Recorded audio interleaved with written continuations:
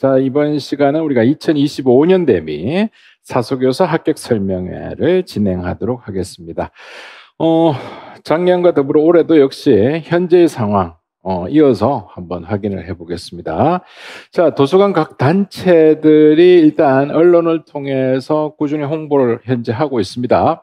자, 행안부도 뭐 방문을 할 예정일 거고, 그래서 현재 활동으로 보시게 되면은, 자, 2023년도의 특이사항이 뭡니까 하면은 5월 4일부터 6월 9일까지 1인 릴레이 시위가 이루어졌다는 거예요. 그죠?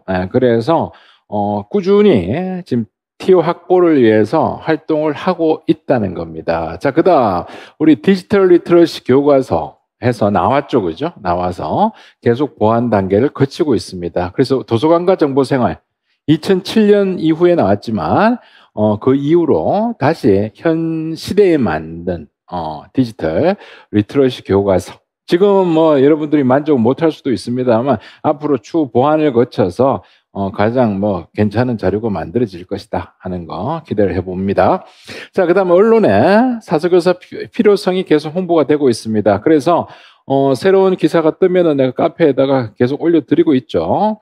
자, 그다음 사서교사 정원 동결 반대, 사서교사 정원 확보 촉구 공동연대가 기자회견을 지금 보시게 되면 2022년도도 했고 지금 2023년도도 했습니다. 그죠? 그래서 매년 꾸준하게 이런 활동들이 이어나가고 있다. 중간에 하다가 그만두는 게 아니고 꾸준히 활동이 이어지고 있다 하는 것을 우리가 희망을 가져봅니다. 여기서.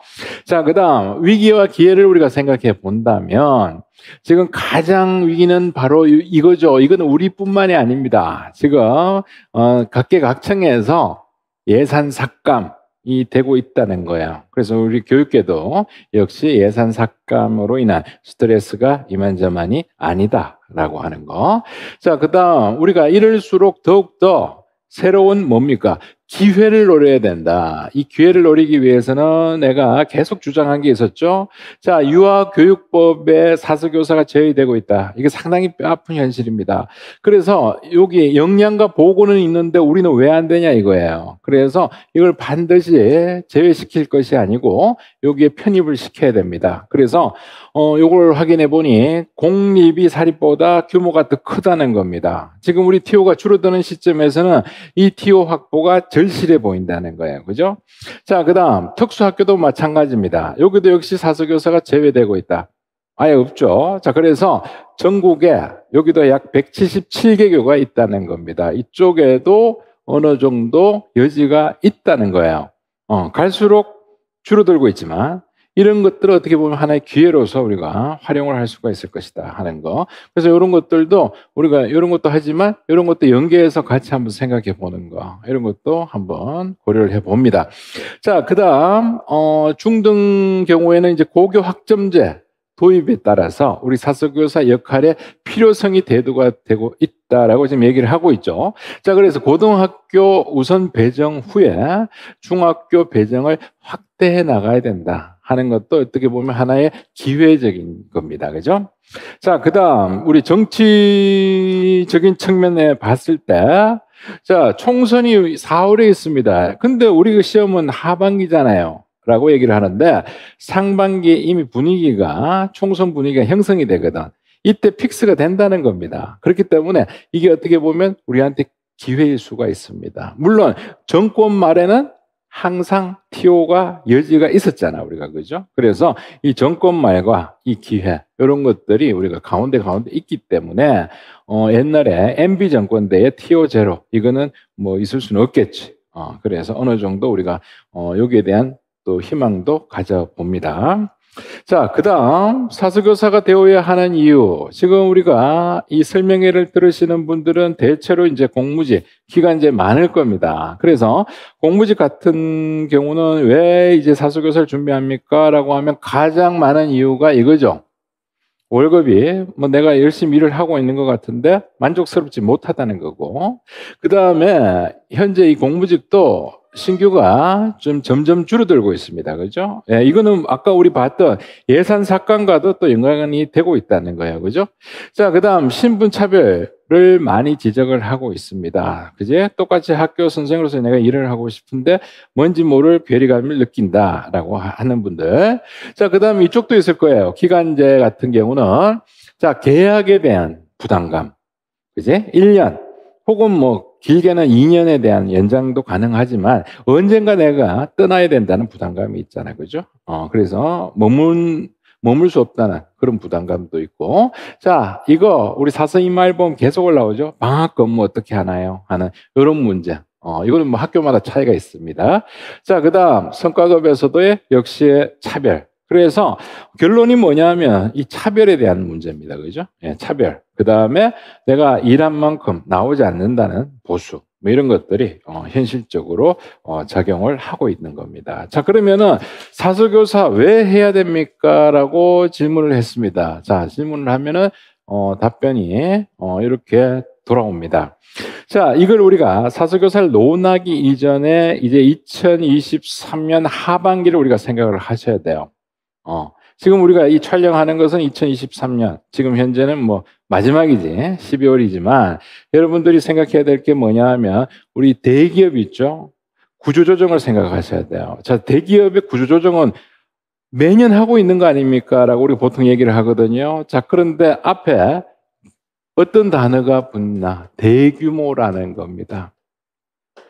자, 어떤 제약회사 같은 경우는 50% 감원이 이루어지고 있습니다. 그 다음에 지금의 이름을 들어도 다 알만한, 지금 여러분들 인터넷 쳐보면 나오는 그런 기업들도 역시 구조조정을 하고 있습니다. 자, 그런데요, 여기서는 한 가지 충격적인 사실은 옛날에 우리 사오정이라고 들어봤잖아. 45세. 맞죠? 45세부터 만년과장. 이런 얘기 들어봤잖아요. 그죠? 자, 그런데 충격적인 게 지금 35세라는 거예요. 자, 35세 여러분들이 만약에 대기업에 들어서 잘렸단 말이야.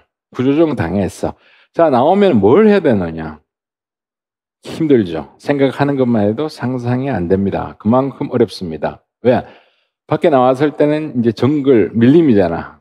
언제 내가 무릎 낄지 모르는, 이런 겁니다. 자, 그렇기 때문에, 이때부터 지금 우리가 생각해야 될 게 뭐냐 하면, 지금 우리 왜, 그 사서교사 말고, 공무원 있잖아. 지방직 공무원들, 그죠? 우리 사서직 공무원도 있습니다만.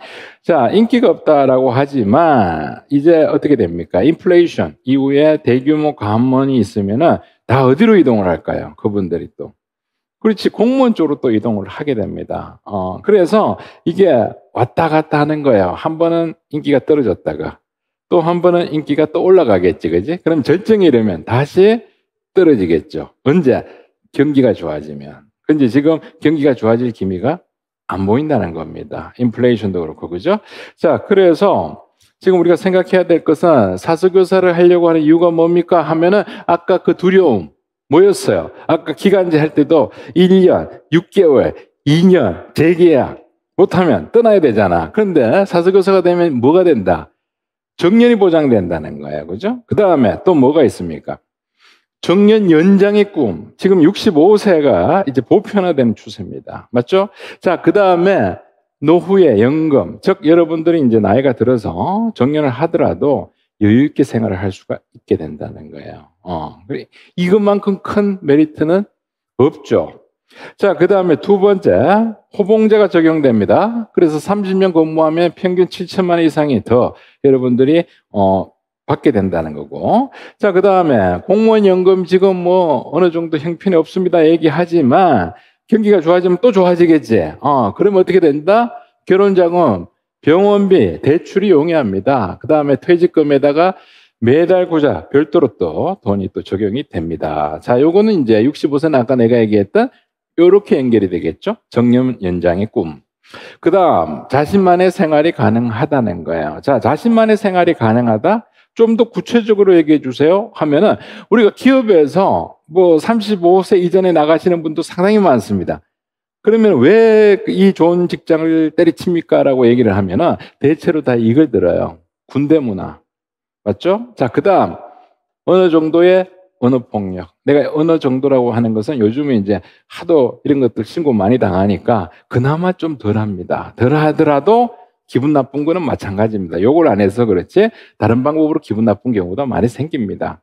자, 그다음 야근이나 회식 등등의 이유로 자신만의 생활이 좀 힘들다 이런 경우가 많은 겁니다. 거기에 비하면 사서교사는 이런 것들은 좀 메리트가 될 것이다 라고 합니다.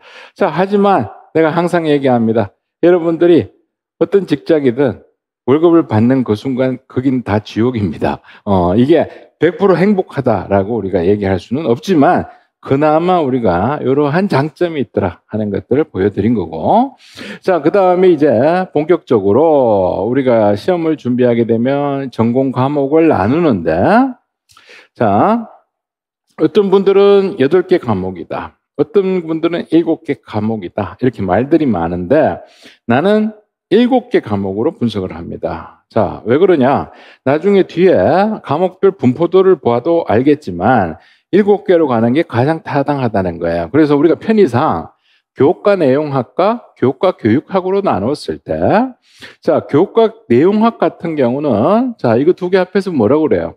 자료조직이라고 얘기를 하잖아, 보통, 그죠? 그래서 분류, 목록, 자, 정보봉사론, 이렇게 간단하게 얘기를 못하는 것이, 여기에는 참고정보원이라는 또 어떻게 보면 이게 하나의 과목이 될 수가 있죠. 자, 그런데 이것들이 여기에 편입이 됩니다. 그 다음에 도서관 전산화보다는 요즘 이제 디지털 도서관 운영론이라고 보통 얘기를 하고 있습니다. 그 다음에 정보 검색 이렇게 이어지고, 자, 학교 도서관 운영론 하면 여기에 들어가는 내용들은 상당히 많아요. 실제로 이제 도서관 운영론이 들어가기도 하고, 그 다음에 통합 정보 활용 교육론. 옛날에는 이제 교수 매체 이렇게 갔는데 이제는 이렇게 연결이 됩니다, 서로. 그 다음에 도서관과 정보생활. 그 다음 디지털 리트러시. 그래서 이러한 과목들이 짜잘한 과목들이 합해서 하나의 학교 도서관 운영론이 형성이 되는 겁니다. 그 다음 독서교육론 이렇게 갑니다. 그래서 우리가 교과 교육학 하면은 이 크게는 2가지가 있다 이렇게 보시고 이게 배점이 상당히 큽니다. 암기 과목으로서. 그래서 이 부분이 안 되면 이런 것들이 의미가 없어질 수가 있다. 그래서 이 부분은 여러분들이 누구나 이거는 뭐 기초 이런 거에 필요가 없잖아.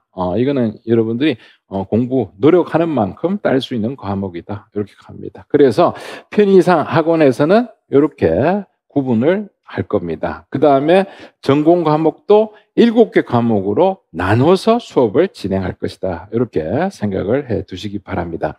자, 그러면은 시험은 어떻게 이어지느냐? 자, 여기 보면은 항상 제일 먼저 교육학을 치게 됩니다. 논술형이죠. 자, 여기서 이제 시험 문제가 일반적으로 좀 쉽게 나온다면, 자, 내가 지금 얘기하는 쉽게 나온다면은 우리가 24년 대비잖아요. 작년에. 자, 2003년까지를 우리가 쉽게 나왔다고 얘기를 하죠. 표현을. 근데 2024, 즉 작년에는 어떻게 돼요?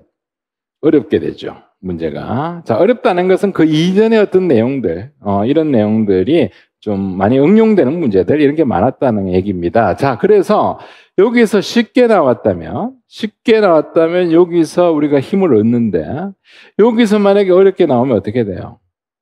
기분이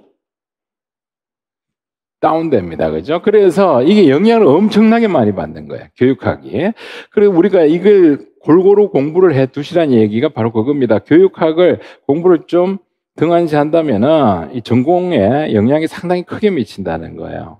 자, 그래서 2024년 같은 경우는 전공이 사실상 그 이전보다 쉽게 나왔어요. 쉽게 나왔지만 여기서 벌써 우리가 기분 다 상하고 들어왔단 말이에요.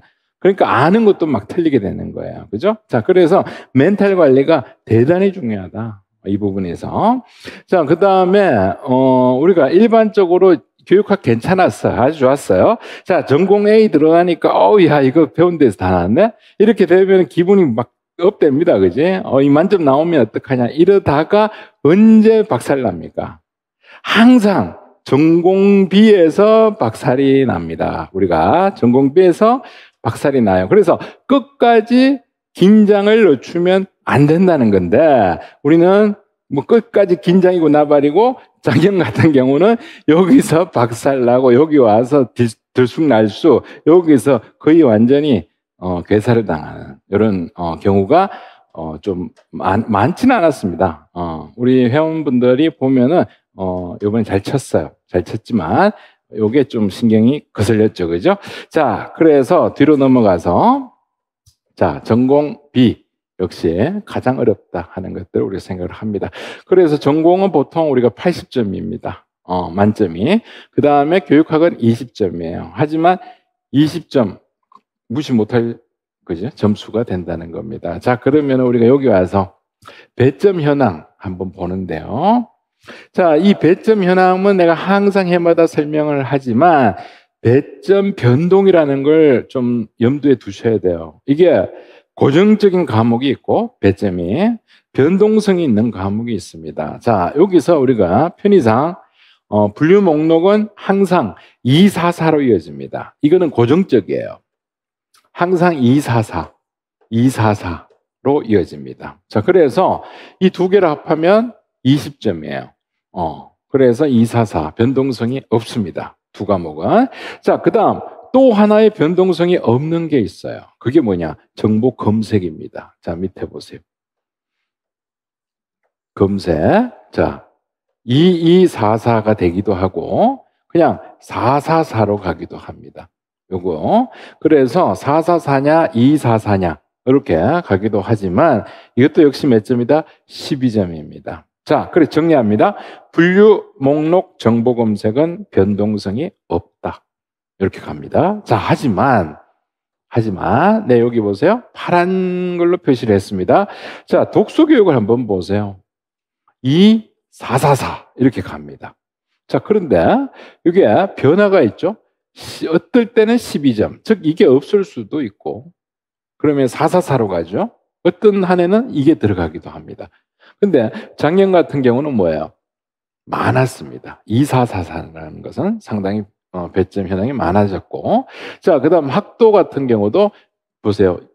20점으로 했지만 16점이 나올 수가 있다. 그게 뭐예요? 16점. 4444로 나올 수가 있죠. 하나가 없을 수도 있다. 그래서 여기는 유난히 이번에는 20점의 변화가 왔다. 자, 정보 서비스 같은 경우는 보통 보세요. 8점 나올 때도 있었어요. 8점 배점일 때가 있고 많을 때는 12점입니다. 그래서 2244 이렇게 나옵니다. 어떨 땐 이거 합해서 444로 가기도 하죠. 자, 그 다음에 디지털 도서관. 이게 작년에 내가 언급을 해드렸죠. 왜냐? 지방직이 디지털 도서관이 딱 한 문제가 나온 거예요. 원래 세 문제가 나와야 되거든. 매년 평균 세 문제가 나와야 되는데 한 문제가 나왔어. 그래서 내가 우리 사서교사분들 마지막에 설명했죠. 디도가 올해 재미가 없을 거야 라고 얘기했는데 아니나 다를까 진짜 재미가 없죠.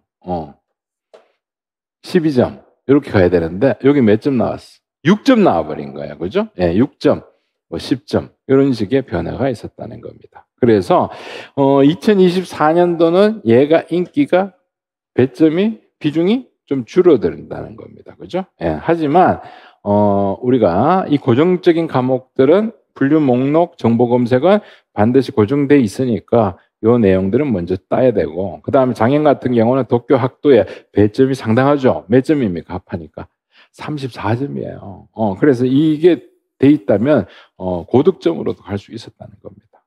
그거 확인을 해 두시고. 자, 그래서 배점은 이런 식으로 흘러갈 것이다라는 걸 봐 두시는데, 자, 여기서 또 질문이 들어옵니다. 교수님, 그러면 우리 모의고사 때는 배점 어떻게 하실 겁니까? 라고 얘기하는데, 항상 우리는 원칙이 있습니다. 바로 직전 연도에 배점을 기준으로 합니다. 그래서 2024년 배점 기준으로 해서 문제가 개발이 될 거예요. 그래서 그건 여러분들이 참고를 좀 해 두시고. 자, 그 다음 뒤로 가서 자, 기평과 서술형의 차이점을 보게 되면 자, 작년에 내가 적중을 시켰습니다. 초급 독서 애들로 도래인 거죠. 적중을 시켰습니다. 근데 최종 점검 단권화 특강 때 내가 얘기를 했죠. 이 부분은 서술형으로도 섞일 것이다. 자, 그 근거는 뭐였습니까? 바로 이겁니다. 특이사항 기평으로 출제된 문제는 나중에 서술형으로 변화될 가능성을 우리가 확인을 하자는 겁니다. 그래서 여기 보세요. 자, 점검 분석 독서 이렇게 나왔잖아, 그죠? 예, 나왔는데 이게 나중에 어떻게 된다? 뭐 작년 문제 확인하셔도 됩니다만 초급 독서가 나왔잖아, 그지? 그런 식으로 이제 해서 이제 설명하라 이런 식으로 문제가 나올 수가 있다는 겁니다.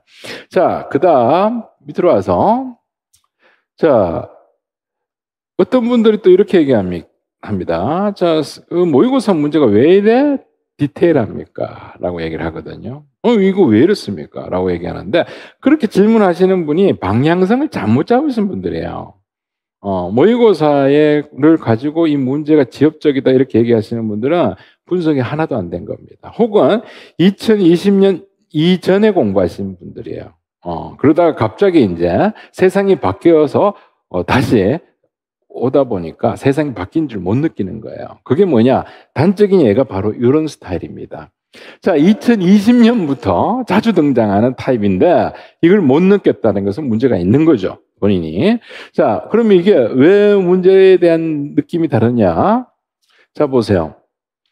기억, 니은 비교해서 서술하고 맞죠? 자, 그 다음 여기 보니까 디귿의 유형을 두 가지 쓰고, 자, 대하에 나타나는 걸 제하라는 얘기. 그 다음 개선할 점을 찾아서 하나 적어라. 어때요? 여러분들 공부를 하다가 이런 것들을 보고 느끼셔야 됩니다. 아, 요거는 그냥 단순하게 내가 요약만 정리해서 딸딸딸 외우면 된다라고 생각하시면 안 된다는 거예요. 이제는 기본서를 듣고 계속 회독을 하면서 문제가 어떻게 나올지를 상상하면서 공부를 하셔야 된다는 얘기입니다.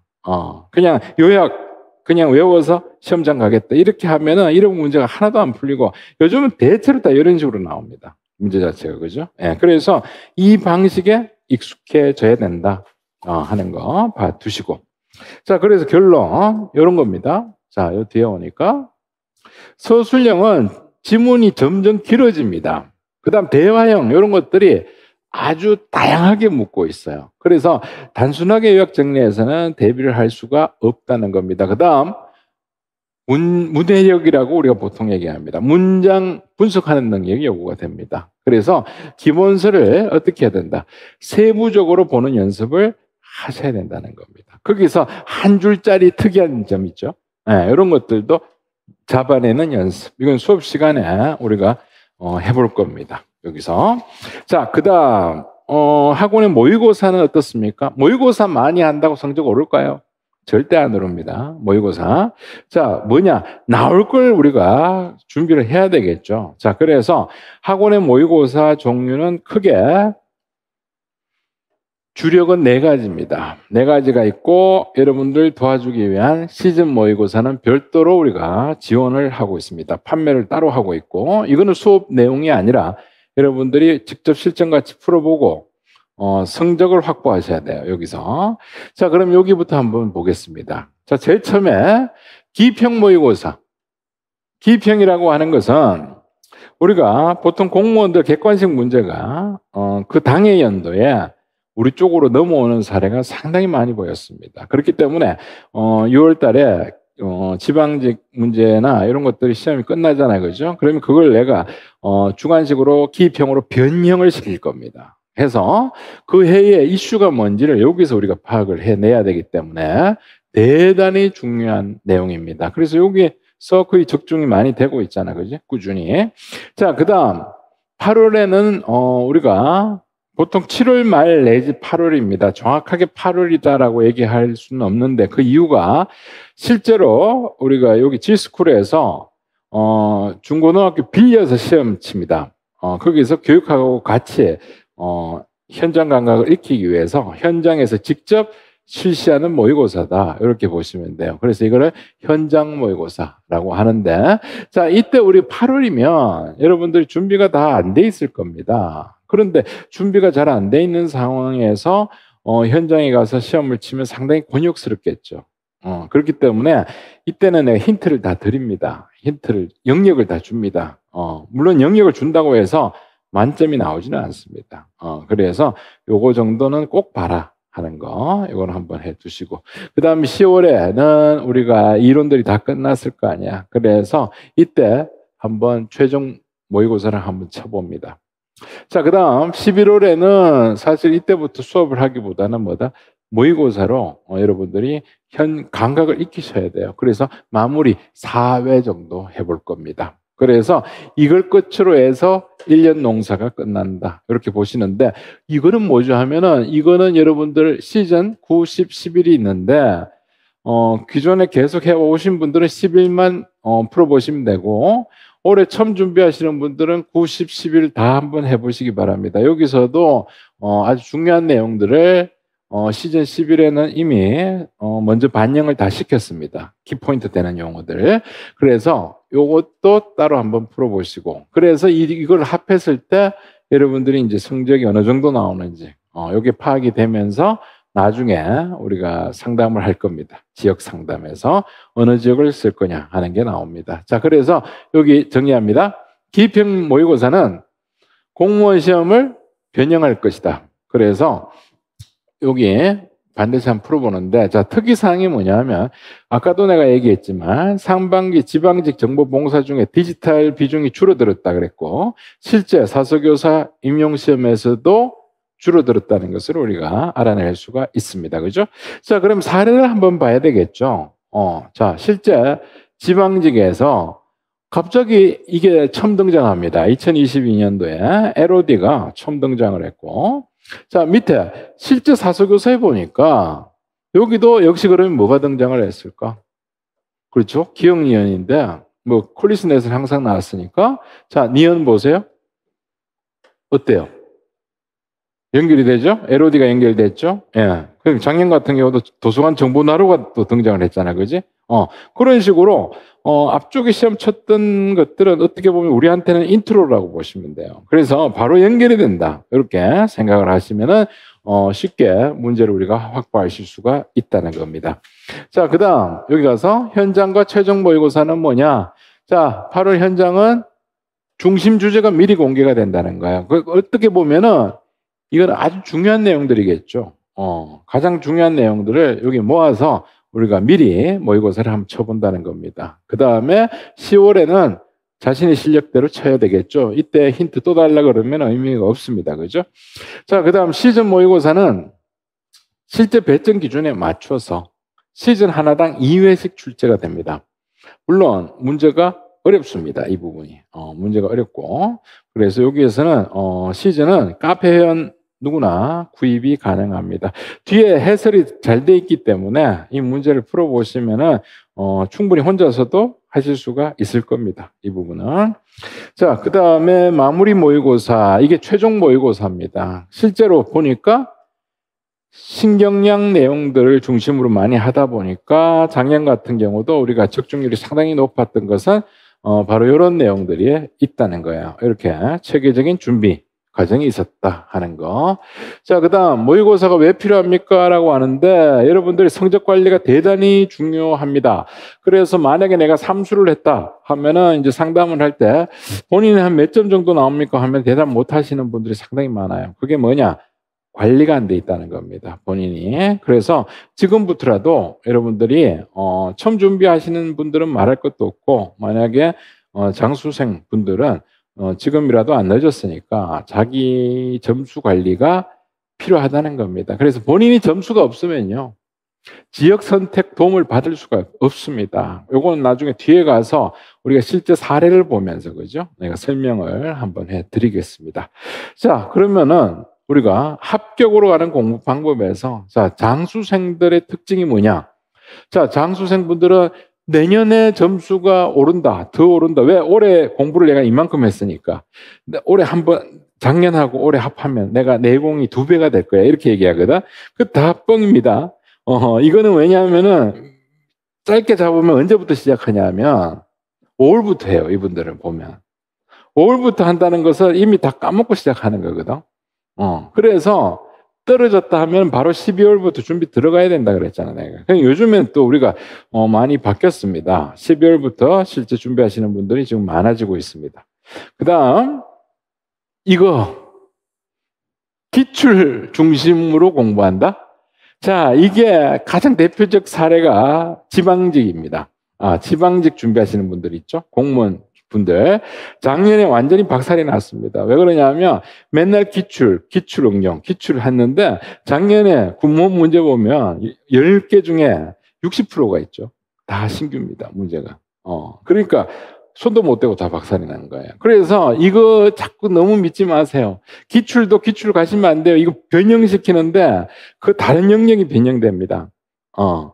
그래서 이런 것들도 개정된 내용을 포기하시게 되면요, 합격하고는 거리가 멀어진다, 이렇게 생각하시면 되고.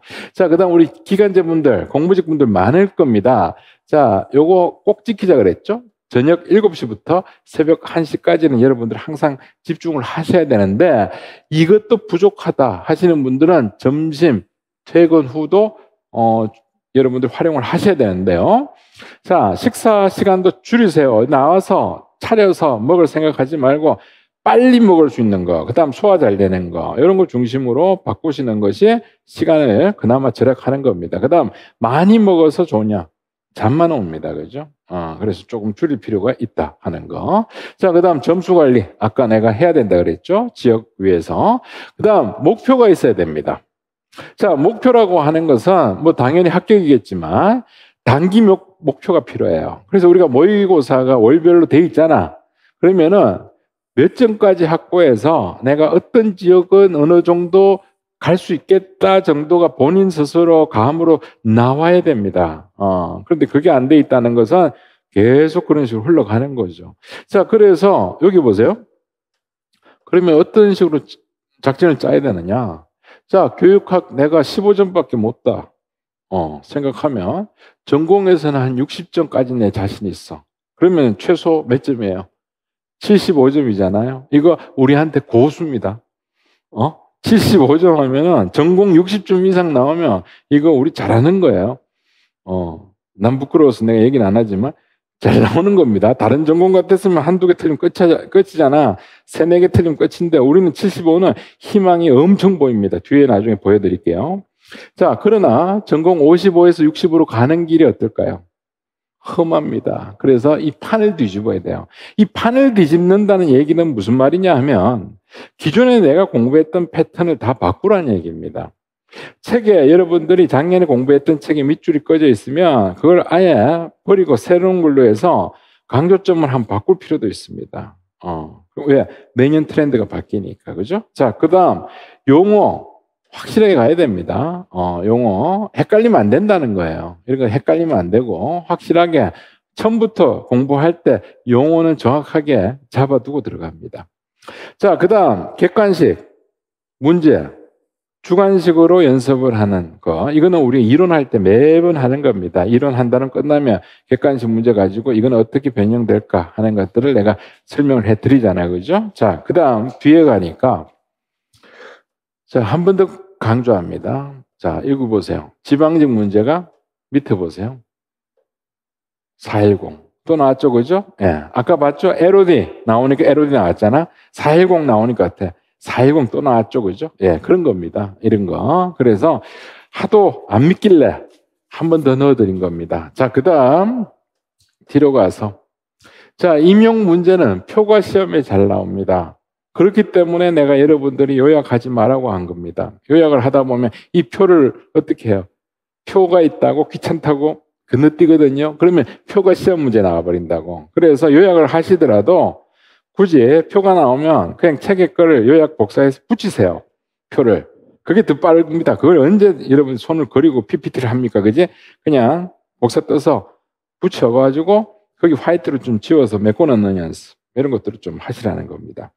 자, 그 다음 우리 기본서 공부할 때 어떻게 파악해야 됩니까? 자, 용어 아까 내가 반드시 보라 그랬고 표 확인해야 된다 그랬고 자, 그 다음 서술형을 잡으셔야 돼요. 서술형은 여기 보면 장단점, 유의점, 공통점, 차이점을 찾으셔야 돼요. 요즘엔 전제 조건도 잘 나옵니다. 이런 내가 지금 해놓은 거 있잖아요. 요거를 책에서 찾으셔야 돼요. 이런 건 100% 나온다고 봐야 되겠지. 자, 그 다음 핵심 정리는 기본서 중심으로 돌리세요. 지금 내가 만든 책 중심으로 돌리시는 게 현명할 겁니다. 보통 기본서들은 너무 길고 두꺼워요. 그렇기 때문에 그걸 보고 파악이 되면 마무리 차원에서 핵심 정리를 해보는데 핵심 정리 하실 때도 좀 자세하게 하셔야 돼요. 그냥 용어만 들이다 보면 나중에 시험 문제 나왔을 때, 지문이 길어지고 지문이 막 이상하게 응용이 되잖아. 그러면 내용 파악하기 힘들 겁니다. 그래서 나중에 시험 끝나면은, 이게 그 문제였어. 이렇게 나오거든. 외웠는데 못 적는 겁니다, 이게. 자, 그 다음, 전공 과목 중에는 가장 중요한 게 뭐예요 하면은 이거는 본만큼 땁니다. 여러분들이 반복하는 만큼 딸 수 있는 게 독해하고 학도예요. 그래서 이거는 지금 현재 34점이 돼버린 거예요. 그지? 그래서 이것도 한번 생각을 해 보시고.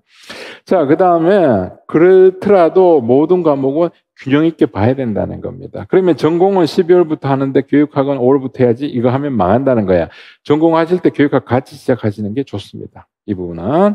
자, 그 다음 늦어도 자 12월 시작했으면 그 다음에 이제 시험 치기 바로 전 10월까지는 모든 과목이 다 완료가 돼야 됩니다. 그제? 그렇기 때문에 자, 내가 정리하기가 여러분들 힘들다 하시는 분들은 요게 있어요. 최종 점검 당구나 특강이 있습니다.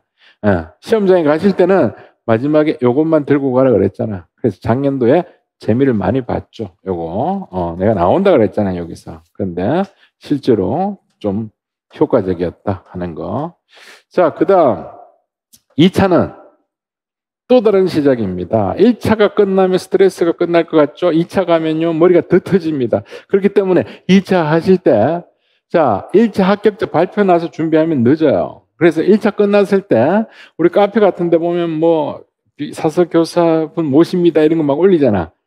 그지? 스터디 한다고. 그때 바로 들어가셔야 돼요. 바로 들어가서 2차 준비를 하고 있다가 만약에 1차에 합격했다 하면 기분 좋게 계속 연속해서 공부하시면 되겠죠. 자, 떨어졌다 하면 어떻게 해야 돼?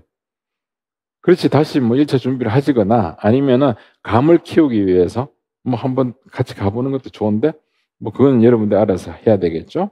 자, 그 다음에 우리가 점수를 몇 점에 맞추는 것이 좋습니까? 라고 얘기한다면 아까도 내가 보여드렸듯이 60점 기준으로 맞추세요. 전공만입니다. 교육학 합해서 60이면 말도 안 되겠죠?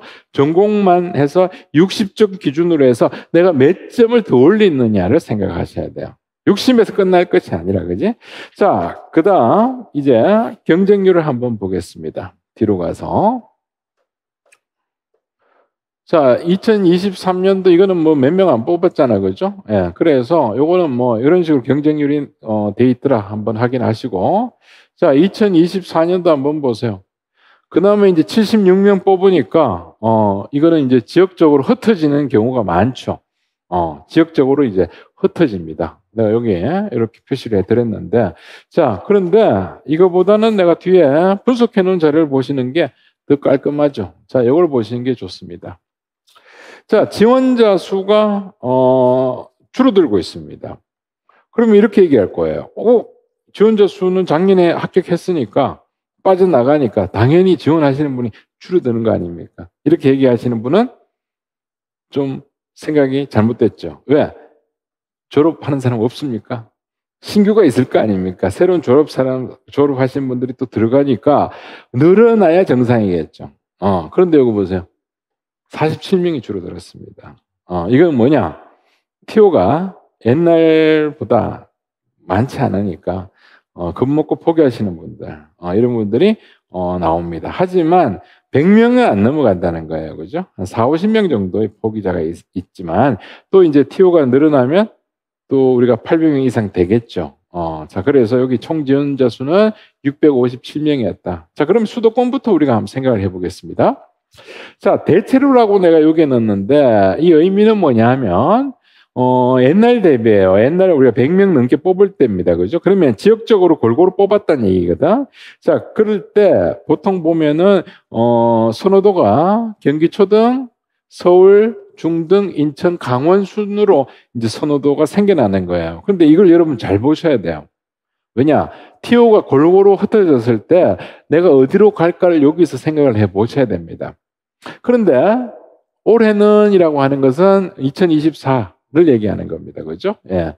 그래서 서울, 경기, 인천, 경기초, 강원 순으로 이건 경쟁률입니다. 경쟁률이에요. 지원자 수가 아니고. 자, 서울, 경기 중등, 인천, 경기 초등, 강원 순입니다. 자, 그럼 여기서 우리가 알 수가 있는 게 뭐냐 하면 경기도를 생각해 보면 경기도는 역대로 이게 더 선호하는 지역입니다. 중등이. 초등 지원할래요? 중등 지원할래요? 하면은 경기도는 중등을 많이 지원합니다. 물론 요즘 추세기도 하죠. 중등 좋아하는 거, 그죠? 예, 그리고 이제 서울, 경기, 인천 뭐 이런 순으로 형성이 됐죠. 자, 그 다음에 이제 마지막이 강원입니다. 자, 강원은 여기서 자신이 없다 하면은 그나마 수도권에서 가장 가깝다고 보는 거예요. 그렇기 때문에 이제 지원을 하고 있습니다. 자, 그다음 충남은 어떻게 될까? 충청도는 어떻게 될까 하면은 이 충북이 옛날에는 이제 면접이 좀 어렵습니다만 지금 평가가 바뀌게 되면서 이제 아무래도 충남이 조금 밀려나면서 충북이 올라갑니다. 경쟁률 자체가. 그래서 충북, 대전, 충남, 세종 순으로 형성이 되었습니다. 자, 그래서 대전 지역은 전통적으로 지역 이동이 별로 없어요. 그래서 대전 출신들은 충남, 충북으로 극소수가 이동을 할 뿐입니다. 그래서 티오가 받쳐주면 대전은 뭐 크게 이동이 없다. 그 다음에 충북은 티오가 충남과 오히려 이제 비슷하게 티오가 형성이 된다면 경쟁률도 이제 비슷하게 갈 겁니다. 이 부분이. 자, 전라도는 우리가 대체로 전남, 전북, 광주 순으로 전통적으로 선호도가 있었습니다. 그런데 올해 경쟁률 보니까 광주는 한 명 뽑잖아. 그러니까 별로 없죠. 그러면 이 둘의 관계의 문제인데 이게 들쑥날쑥합니다. 한 번은 이쪽이 더 높고 한 번 저쪽이 더 높고 했는데 전남이 이제 섬이 있다 보니까 아무래도 선호 지역은 전북이 더 선호도가 좀 강한 그런 편이 있다는 거예요. 이쪽이. 자, 그 다음에 전남, 전북 같은 경우는 수도권에서 좀 많이 가는 편이에요. 성적이 좀 모자라시는 분들은 그래도 여기 와서 한번 붙어보겠다 하는 거예요. 그렇다고 여기 1, 2등을 다투는 게 아니에요. 각 지역은 토종 고수들이 있습니다. 토착 고수들이 있고 여기서 티오가 좀 있으니까 중하위권 쪽을 좀 노리면서 오는 분들이 많죠. 이 부분이. 자, 경상도 쪽은 이제 경북, 대구, 경남, 부산, 경북, 울산 순입니다. 그래서 요게 틈새 지역이에요. 울산 쪽이. 그래서 이것도 우리가 좀 생각해 볼 문제입니다. 그래서 대구는 전통의 강호입니다. 이 지역이 좀 셉니다. 세다 보니까 대구에 그나마 가까운 뭐예요? 경북 중으로 많이 지금 유입된 걸로 보고 있습니다. 근데 이게 좀 특이한 거는 뭐냐면 경쟁률이 경북 중이 세죠. 경북초가 약합니다. 그런데 경북은 선호도가 달라요. 역대로 어떻게 됐냐? 경기도하고 반대입니다. 경북은 초등이 선호도가 더 강합니다. 그런데 지금 여기 수도권에서 좀 내려오다 보니까 이런 현상들이 중등이 좀 강하게 밀리고 있다. 그래서 경북은 중등보다는 초등이 원래 강한 지역이지만 티오의 영향이 큰 것으로 보인다는 겁니다. 자, 제주도는 이 결시율을 고려한다면 희망이 있다라고 생각하시는 분들이 많지만 올해는 티오가 한 명이기 때문에 그죠? 예, 크게 이슈화 되지는 못했다. 이렇게 보여집니다. 자, 그러면은 우리 D표를 가지고 우리가 한번 생각을 해보겠습니다. 자, 여러분들이 너무 거창하게 시험을 준비하시면은 현실성이 떨어진다. 내가 얘기를 했잖아. 자, 그래서 우리가 가상으로 우리가 한번 해보겠습니다. 자, 아까 내가 전공은 몇 점으로 기준을 잡아라 그랬습니까? 60으로 잡아라 그랬죠. 자, 교육학 18점 나와주면 좋겠지만 지금 추세로 가면은 한 15 나왔다고 치자고. 합하면 몇 점이에요? 75입니다. 자, 내가 75라는 기준을 가지고 어딜 갈 수 있는지를 생각하셔야 돼요.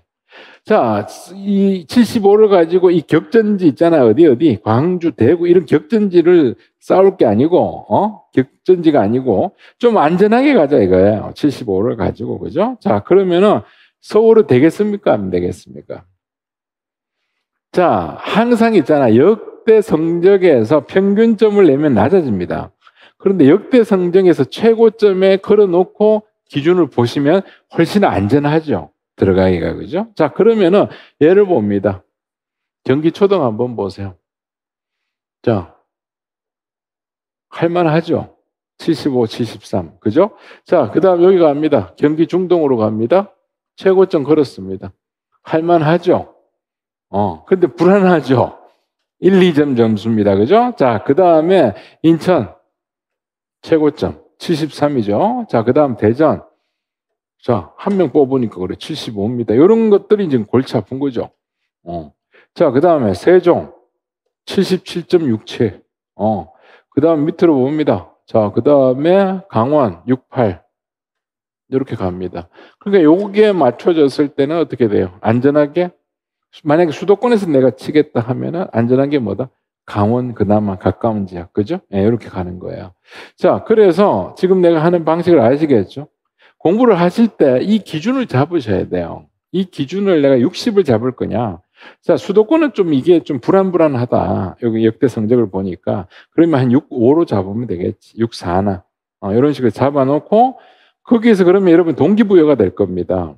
최소한 시험 문제를 받았을 때 내가 모르는 것들을 체크를 해보는 거예요. 모의고사를 여러분 혼자 칠 때. 그러면 마이너스 20이 됐잖아요. 그지? 그러면 그 20에서 여러분들이 뭐든 적어야 되겠죠. 적어서 성적을 어떻게든 올리는 그런 연습을 하셔야 된다는 거예요. 그래서 우리가 작년도에 이렇게 해보니 우리 직강생분들이 동기부여가 되면서 성적이 평소보다 더 위로 올라가더라는 거예요. 그래서 이게 60의 법칙이라는 겁니다. 그래서 요거를 한번 연습을 해 보시기 바랍니다. 쭉. 자, 그 다음. 자, 강의 진행 순서. 자, 이론 강의. 사실 나는 이게 가장 중요하다고 봐요. 이론 강의가. 이게 안 되면 나머지 밑에 분들은요, 이 기반이 안 돼 있는 겁니다. 그럼 다 무너집니다.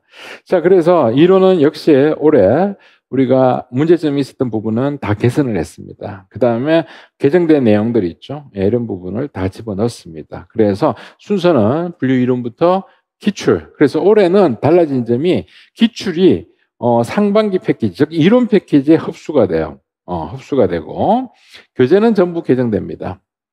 그 다음에 직강 지금 중간중간 지금 우리가 12월에 일찍 개강을 했기 때문에 뭐 1월이나 2월에 들어오실 분들이 있을 겁니다. 이런 분들은 만약에 내가 직강 듣고 싶다 하면 직강 들으면서 그 이전 강의는 인강으로 제공이 될 겁니다. 그래서 아무 지장이 없으니까 이건 여러분들이 한번 생각해 보시고, 자, 문제풀이반은 3단계로 진행이 됩니다. 과목별 문풀, 당구나 특강, 마무리, 모의고사 이 세 가지를 하반기에 바짝 당길 거예요. 이쪽으로.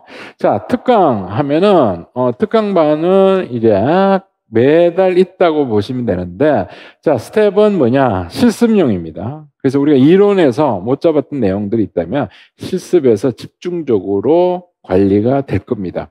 그 다음 자료조직과 정보봉사는 이제 핵심 정리 해서 이거는 최근에 다른 분야에 나왔던 것들을 과목 단원별로 묶어드립니다. 그래서 그것도 같이 핵심 정리도 하면서 풀어볼 내용이 많으니까 이것도 중요하죠. 자, 그 다음에 기타 예정사항은 뭐 이런 식으로 이어질 겁니다. 그래서 기출문제집 바뀐 거 언제 나오냐 하면은 뭐 2월에는 나올 겁니다. 시즌 모의고사하고 같이. 자, 그 다음 전과목 모의고사가 아니고 시즌이겠죠. 시즌 모의고사 같이 나올 겁니다. 그 다음 아까 얘기했듯이 8, 10, 11 이런 식으로 모의고사가 진행이 되니까 이 스케줄에 맞게 여러분들이 준비를 해주시면 되겠고, 자, 그 다음 상담 1대1 상담 언제 합니까 하면 아무래도 본티오가 발표가 돼야 됩니다. 그래서 본티오 발표가 되면 여러분들이 11월 이전에 있는 평균 점수를 가지고 우리가 같이 한번 생각을 해 보겠습니다. 그래서 합격 가능한 지역이 가능한 지역이 어딜까 하는 것들을 여기서 예측을 한번 해 보도록 하겠습니다. 근데 이거를 할 때 문제점이 뭐냐면 여러분들이 이 성적을 속이시는 분들이 있어요. 내가 부끄럽다고 막, 그지? 만약에 내가 40점인데 58이라고 뻥 때려가지고 그러면 이제 지역을 높은 데를 잡아주면 안 되겠지. 그렇기 때문에 현실성 있는 자기 점수를 좀 얘기를 해 주시는데, 자, 작년에 문제가 발생된 게 뭐였나 하면 이제 교육학입니다. 교육학 점수를 알아야지 전공하고 합산했을 때 정확한 거지 데이터가 나오는데 교육학 점수 없는 분들이 너무 많았어요. 그래서 이걸 너무 좀 만만하게 본 거죠. 그동안 쉽게 나왔다고 했는데 그게 바로 2024에서 박살이 난 그런 케이스가 되겠습니다. 자, 그 다음에 우리가 지금 이 설명회 찍는 날이 지금 너무나 우리가 좀 빨랐죠. 빠르다 보니까 1차 합격생이 좀 나와주고 합격선이 좀 나와줬으면 좋았을 텐데, 그죠? 그래서 여기에 우리 설명회 자료는, 올해에 합격선이 없어요. 요번에, 그지? 그래서 그거는, 우리 카페에다가, 합격선이 나오면은 올려드리도록 하겠습니다. 그럼 그거하고 같이 이 자료를 참고하시면은 뭐 도움이 좀 될 겁니다. 자, 그러면은, 설명회는 여기까지 하고, 지금부터 이제 시작이다 하면서, 그죠? 예, 올해 한번 열심히 해 보시기 바랍니다. 자, 그러면은 이제 이론 때 수업 시간에 뵙겠습니다. 자, 수고하셨습니다. 네.